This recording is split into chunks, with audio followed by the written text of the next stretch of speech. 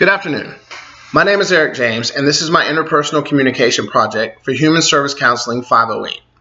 I'll be discussing my overarching goal in my life as a leader and human service worker.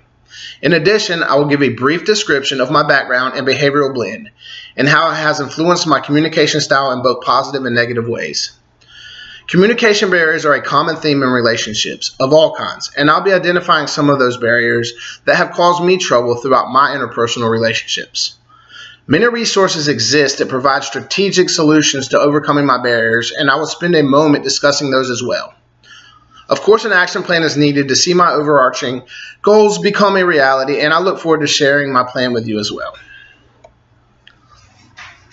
Stated simply as a phrase, no matter where I am, I want to be 100% there. Understanding the direct link between the quality of my communication and the quality of my life leads me to this phrase and overarching goals discussed by Stewart in his book, Bridges Not Walls. The importance of interpersonal communication. Often we can be physically present, but somewhere else altogether in our minds. This leads to not really hearing or understanding those we are in a relationship with. It is important for me to then learn how to be present and focus in a true caring manner on what those communicating with me have to say. I understand, however, that listening can change behaviors, but not necessarily always, or for that matter, quickly, as mentioned by Peterson's book, Why Don't We Listen Better? In order to enlarge my communication and develop deeper, more meaningful relationships, effective listening is needed. I cannot be an effective listener nor expect others to trust me with their thoughts if I am mentally absent from the conversation. Understanding effective listening allows talkers to relax and reconsider their concerns, opinions, and actions, as mentioned by Peterson. This allows them to then better listen to us, thus enlarging the conversation and ending some old communication habits that were not necessarily the greatest. My background. This would suggest how I became the listener I am today. Burley Allen calls it strokes. This idea is that how we are listened to as children often determines the behaviors displayed by said children, the importance of how a child is paid attention to, and if they receive recognition from others.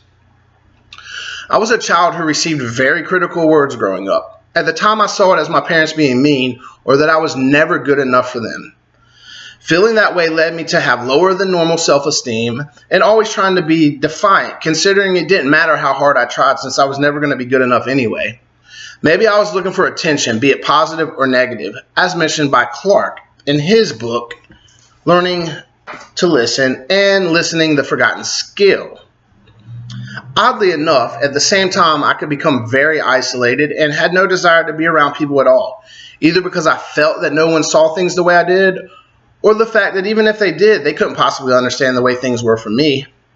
However, after learning better means of communication and seeing through the lens of what Jesus did on the cross for us all, I did begin to understand my identity and the need to listen to others and be of service when at all possible.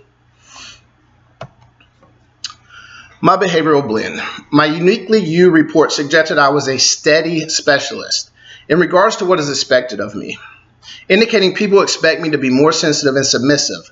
Funny, it mentions I like to blend into a crowd because I think others want me to be still and quiet.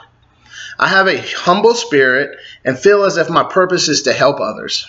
I find this to be true and have learned to put others before myself. My laid-back, easygoing style is often not perceived as a leadership quality. However, my servant leadership mentality is very helpful.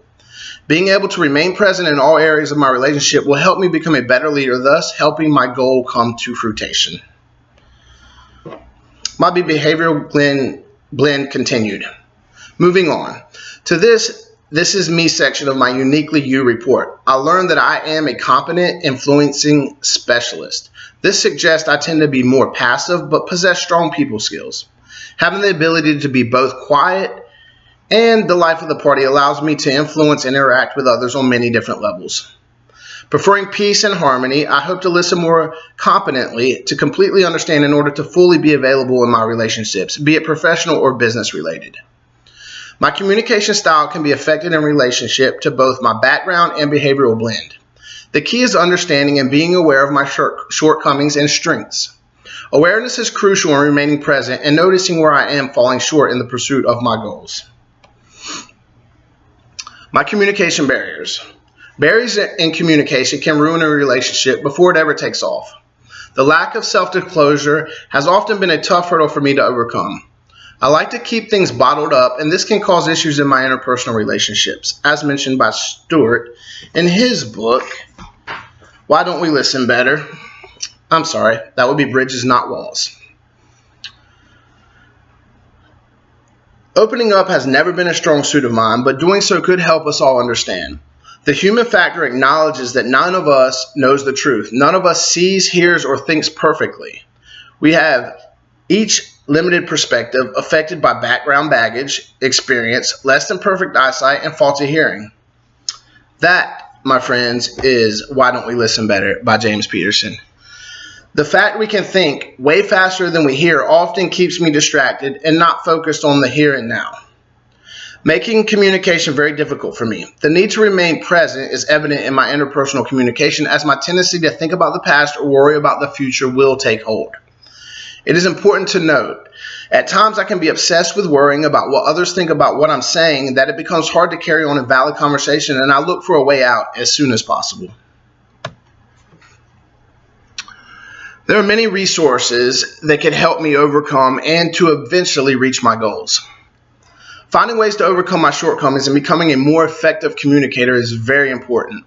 In his book, Why Don't We Listen Better?, Peterson offers techniques to become a better listener. This is a great resource, providing strategies such as allowing space in our minds to be fully present in order to understand another's perspective and being able to gain insight and wisdom into your listening and responses. The Bible is another great source of wisdom, and we can learn so much from its truths. My son, do not forget my teaching, but keep my commands in your heart, for they will prolong your life many years and bring you prosperity. From Proverbs 3:6. Applying its truths may be the best strategy ever. My action plan is to become more self-aware. I will seek to understand before responding.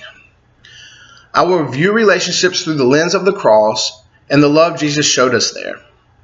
I will utilize mindfulness techniques in order to remain within the moment. I will study different cultures and try to better understand those who hold different views than me.